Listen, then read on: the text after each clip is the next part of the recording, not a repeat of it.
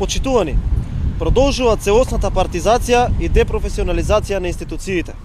Зоран Заев ја претвора државата во партија, а партијата во држава. Поранешниот естраден менаџер Зоран Башановик, или отскоро нов специјален економски советник на Зоран Заев, е човек познат по правење матни сделки, човек со сумнително минато и дебело криминално досие. После ангажирањето на естрадни уметници и сумнителни ликови како Башановик, изминативе денови сведоци сме на ново назначување на советници во владата на Заев. До вчерашните политички аналитичари, активисти во граѓанскиот сектор и партиски војници повторно се најдоа на платниот список на Заев.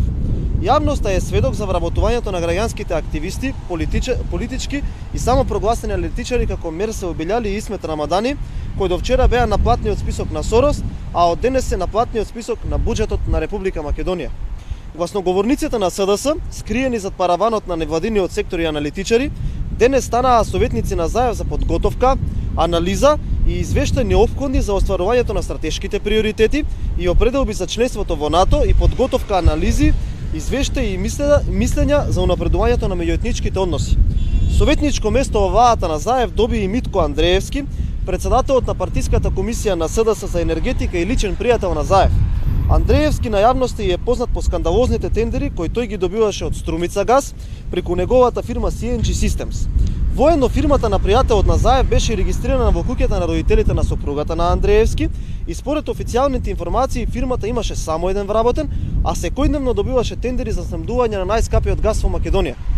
До вчера Зоран Заев овие лица ги плаќаше преку тендери со пари од Сорос, а од денески ги плаќа со пари од граѓаните со нивно вработување како разноразни негови советници.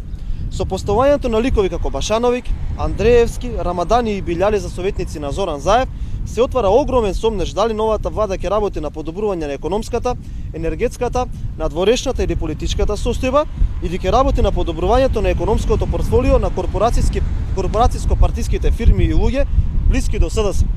Граѓаните на Република Македонија од новата влада очекуваат честна и одговорна работа, привлекувањето на нови странски инвестиции, подобрување во енергетскиот сектор, отварање на нови работни места, а не да бидат загрижени дали некој нешто ќе украде и дали ќе има наместени тендери кои ќе бидат платени од нивните пари.